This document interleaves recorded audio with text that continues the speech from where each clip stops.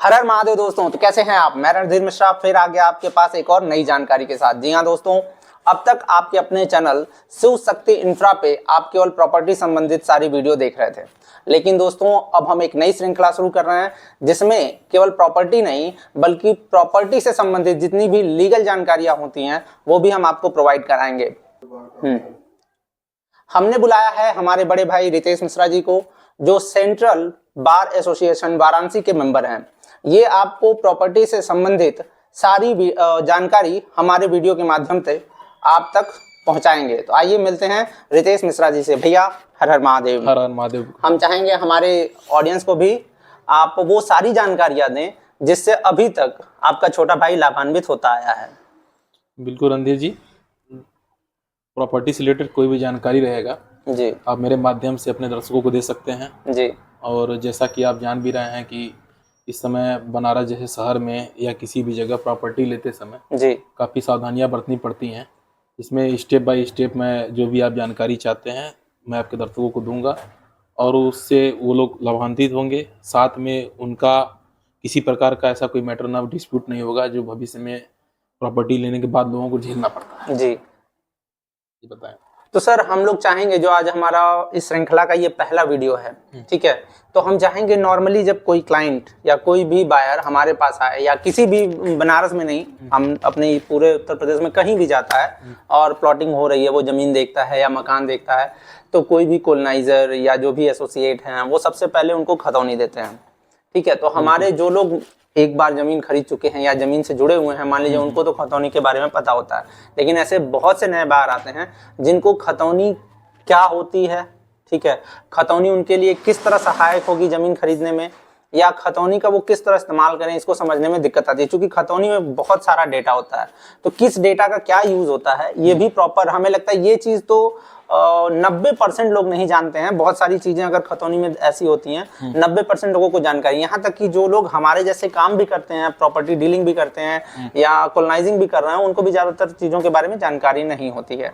तो हम चाहेंगे आप एक खतौनी हम लोग उठाते हैं और उसके बारे में सारी डिटेल, क्या चीज़ होती है खतौनी में, ये चीज़ क्यों पेंशन है, क्यों इसके बारे में हमारे बायर्स को जानना चाहिए, इन सब पे आज डिस्कस करते हैं। मतलब दोस्तों आज हमारा टोटली जो टॉपिक होगा खतौनी से रिलेटेड होगा। तो आइए स्टार्ट करते हैं। तो हम लोग देख रहे हैं ये हमारे लैपटॉप में ये खतौनी है जो ओपन हो गई है भैया। तो हम जानना चाहेंगे जैसे कि सबसे पहले कहाँ से स्टार्ट करेंगे। हमारे ये आप देख रहे हैं ग्राम दिया हुआ है, तहसील दिया हुआ है, नॉर्मली इसके बारे में तो लोगों को पता है, लेकिन जैसे कि उसके बाद अगर हम चलें तो इसमें स्टार्ट होता है हमारा फसली वर्ष। ये क्या होता है? ऐसा रणधीर जी, फसली वर्ष एक प्रक्रिया है जो कि हर 6 वर्ष के बाद अच्छा खतौनी को अपडेट करने की एक प्रक्रिया है जो कि लेखपाल के जरिए किया जाता है।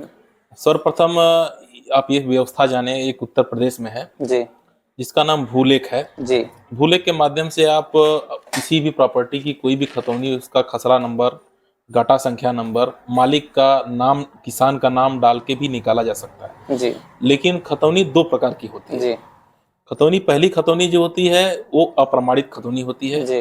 और एक होता है प्रमाणित खतौनी होता है, जिसको हम लोग अपने एक लीगल लैंग्वेज में उद्धरण खतौनी बोलते हैं। लोग कभी का कंफ्यूज हो जाते हैं। उद्धरण खतौनी का मतलब होता है प्रमाणित खतौनी, सर्टिफाइड कॉपी बोलते हैं उसको जी। जो कि हमारे तहसील से निकलती है। आजकल तो ऑनलाइन भी निकल रहा है लेकिन आप उसके लिए उसको चार्जेबल है, चार्ज देना पड़ेगा, आप निकलेगा। सीधी सी बात यह है कि सबसे ऊपर जो चीजें लिखी रहती है प्रमाणित एक अप्रमाणित। तो प्रमाणित का मतलब होता है कि वो जो खतौनी निकल रहा है नेट से या तहसील से, वो एकदम प्रमाणित है, वो एकदम सर्टिफाइड है। उसके आधार पे ही पहले आपके जो भी ग्राहक हों, चाहे कस्टमर हों, चाहे आपके दर्शक हों, वे पहले जान लें कि प्रमाणित खतौनी ही लेकर अपने प्रॉपर्टी की काम को आगे बढ़ाना चाहिए जी। उस पर जांच पड़ताल शुरू करनी चाहिए। दूसरा बात यह आता है इसमें, इसका नीचे एक कॉलम आता है जिसमें लिखा रहता है ग्राम जी।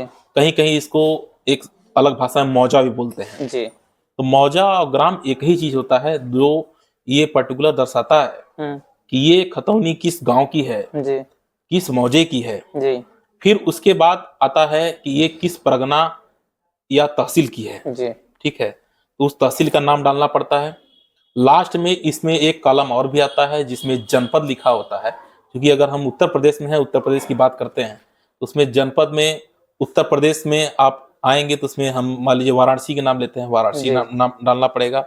फिर उसके बाद लास्ट में एक फसली वर्ष होता है, जो कि फसली वर्ष मैंने जिसको पहले ही बता दिया था कि हर एक 6 साल के बाद होता है। जैसे कि इस समय फसली वर्ष चल रहा है 2017 से 2023 का, तो इस 2017 से 2023 में जो गैप बना है वो 6 वर्ष का है। हर 6 वर्ष के बाद इसको अपडेट कर दिया जाता है। और लास्ट में इसमें खतौनी जो कि पर्टिकुलर ये चीज दर्शाता है कि अधिकार का, ये हमें ये दर्शाता है कि जो ये जमीन है, जो ये अराजी नंबर है, जो ये खसरा नंबर है, ये कि पर्टिकुलर किस मालिक का है, किस किसान का है, उसका एक अधिकार रहता है। उस पर उसका नाम लिखा रहता है, उसके पिता का नाम लिखा रहता है, आगे मौजा तो लिखा ही रहता है, साथ में उसके आगे खसरा संख्या लिखा रहता है, गाटा संख्या लेता है, और लास्ट में सबसे में क्षेत्रफल लिखा रहता है। जी। क्षेत्रफल में ये दिखाता है कि इसकी जमीन पर्टिकुलर है कितनी। अच्छा। जैसा कि हमारे यहाँ उत्तर प्रदेश में हम स्क्वायर फीट की बात करें तो 1360 स्क्वायर फीट में 1 बिस्वा आती है जमीन। जी। ठीक है, और 1 बीघा में 20 बिस्वा जमीन आती है। जी। तो ये चीजें बताता है कि इसके पास जमीन है कितनी, वो चीजें क्षेत्रफल में इंकित रहता है। खतौनी में 3 साइड होता है, एक तो जहाँ एक या 2 लोग का मैक्सिमम नाम होता है, सबसे साइड में जैसा कि हम यहाँ लैपटॉप में देख पा रहे हैं, इस साइड में कई सारे लोगों का नाम है, तो ये किस तरह होता है? जैसे हाँ थोड़ा इसके बारे में मैं आपको जानकारी दे दूं कि जो लेफ्ट साइड में, मतलब जिसमें हम देख रहे हैं लेफ्ट साइड में, खतौनी में जो भी चीजें नाम रहती है वो मेन खातेदारों की होती है, जो कि कहीं ना कहीं पुश्तैनी होते हैं या पहले के वो लोग लिए हुए हैं जमीन, उनका नाम रहता है। राइट साइड में जो नाम आता है वो उन्हीं लोगों में से कोई ना कोई उनको बेचता है जमीन, तो उनका नाम उस पर खारिज दाखिल करके चढ़ाया जाता है। बाद में 6 वर्ष के बाद फिर वो अपडेट होकर मतलब फिर अपने मेन खाते में आ जाता है। मतलब कि हम लोग ये कहने का मतलब है कि जो ये लेफ्ट साइड वाला कॉलम देख रहे हैं, ये 6 वर्ष के अंदर जितने भी रजिस्ट्रियां हुई होंगी 1 बाय 1 उनका अंश निर्धारण करके यहाँ नाम लिख दिया गया है। जब फसली वर्ष चेंज होगा, नया फसली वर्ष बनेगा, तो जिसके हिस्से में जितनी जमीन आ रही है वहां उनके इस वाले साइड में वो शिफ्ट हो जाएंगे। क्योंकि देखिए रीजन ये होता है कि मान लीजिए पर्टिकुलर कोई किसान है जिसका नाम मोहन है जी, मोहन की जमीन है काफी बड़ी है, मान के चलिए 20 बिस्वा जमीन है, लगभग 1 बीघा जमीन है जी। 1 बीघा जमीन में उसने कम से कम मान के चलिए 10 लोग को बेचा जी, लेकिन उसकी तो किसी प्रकार जमीन थोड़ी सी बच गई जी, पॉइंट बराबर भी, तब भी उसका नाम यहाँ दर्शाएगा मेन खाते में जी। साथ में अगर उसने और लोगों को 20 लोगों को बेचा है जी, तो उनका राइट साइड में नाम चला जाएगा जी। लेकिन फिर जब वो 6 वर्ष बीतेगा फसली वर्ष, तो उसको अपडेट करके इन लोगों के मेन खाते वाले में लाके डाल चढ़ा दिया जाएगा, और उसमें ये बता दिया जाएगा कि पर्टिकुलर ये जमीन किस तारीख को रजिस्ट्री हुई है, कब हमारे यहाँ आई खारिज दाखिल होने के लिए जी। तो उसमें पूरी बकायदे हर चीज नीचे अपडेट रहता है जी। और इसमें नाम उन लोगों का जो लोग जमीन लिखवाते हैं उनका चढ़ा रहता है। बहुत अच्छा।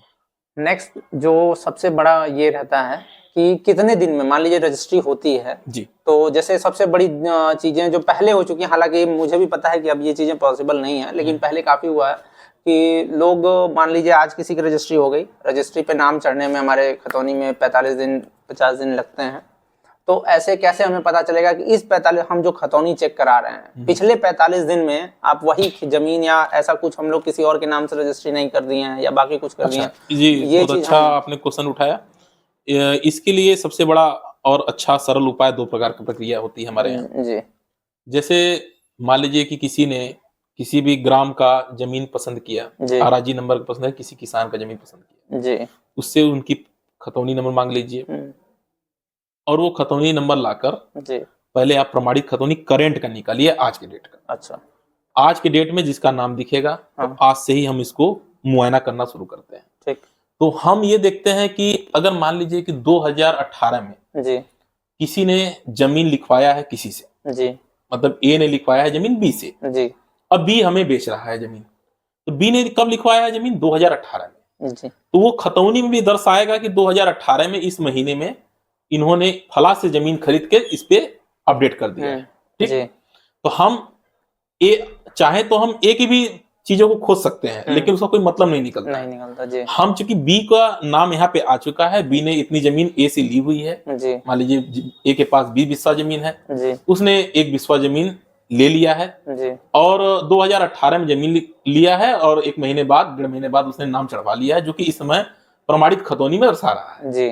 तो प्रमाणित खतौनी दर्शा रहा है, तो हम 2018 के मान लीजिए नवंबर महीने से हम उसका मुआयना करना शुरू करते हैं कि 2018 से लेके आज की तारीख तक जी। क्या उसने किसी को जमीन बेचा है या सट्टा किया है। वो चीजें हम रजिस्ट्री कार्यालय में जाते हैं, वहां से मुआयना करके निकाल लेते हैं।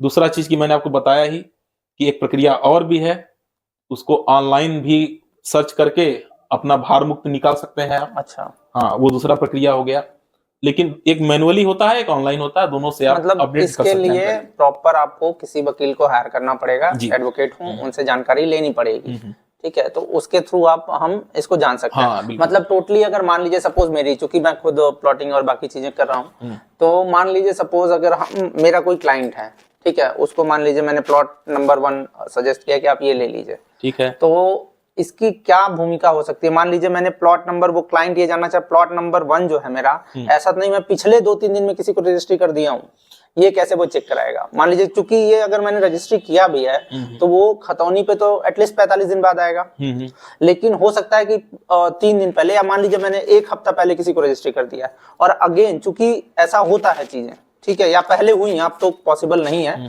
लेकिन पहले कुछ चीजें हुई है कि एक ही प्लॉट कई लोगों को बेच दिया गया। तो मान लीजिए सपोज ये प्लॉट नंबर 1 हमारा है, वो 1 हफ्ते पहले, ऐसा कैसे हम चेक करें कि 1 हफ्ते में या 45 दिन के अंदर किसी और भी मैं जानकारी दे रहा हूँ आपको जी। क्योंकि पहले का जो सिस्टम था उस समय ऑनलाइन प्रक्रिया नहीं होती थी, जिसके कारण ये सब समस्याएं आती थी जी। आज के डेट में रजिस्ट्री कार्यालय में 2017 के बाद से किसी भी रजिस्ट्री कार्यालय में जाएंगे तो आप एंड टाइम पे भी जाकर आप रजिस्ट्रार कार्यालय में अपना मुआयना तो आप ऑफलाइन कर सकते हैं, साथ में उनके खुद कंप्यूटर में सिस्टम में रहता है। अब वो डालेंगे नाम और आराजी नंबर डालेंगे ग्राम आम का, तो पता चल जाता है कि इन्होंने भी करंट में रजिस्ट्री या सट्टा किसी को किया है कि नहीं किया है। जी बिल्कुल, एडवोकेट के थ्रू हम ये देख सकते हैं, या आप हमारे क्लाइंट हैं वो इस चीज को मुआयना करा सकते हैं कि पिछली जमीनों पे पिछले दिनों में कोई रजिस्ट्री हुई है या नहीं हुई है। मतलब अगर खारिज दाखिल नहीं भी है, खतौनी पे नहीं अपडेटेड है, तो भी हम एक एडवोकेट को हायर करके वो एक एक चीज निकाल के बता देगा। थोड़ा सा गाइड करें किस तरह एडवोकेट इसको फाइंड आउट करते हैं कि इसकी पहले रजिस्ट्री हुई है नहीं। देखिए, इसका फाइंड आउट करने का सबसे अच्छा तरीका मैंने जो आपको बताया है पहले भी जी, कि बकायदे रजिस्ट्री कार्यालय में जाके मुआयना करना पड़ता है कि फला किसान ने या इस गांव में, इस मौजा में, इस आराजी नंबर में इसने जमीन अभी तक किसी को सेल किया है या एग्रीमेंट किया है।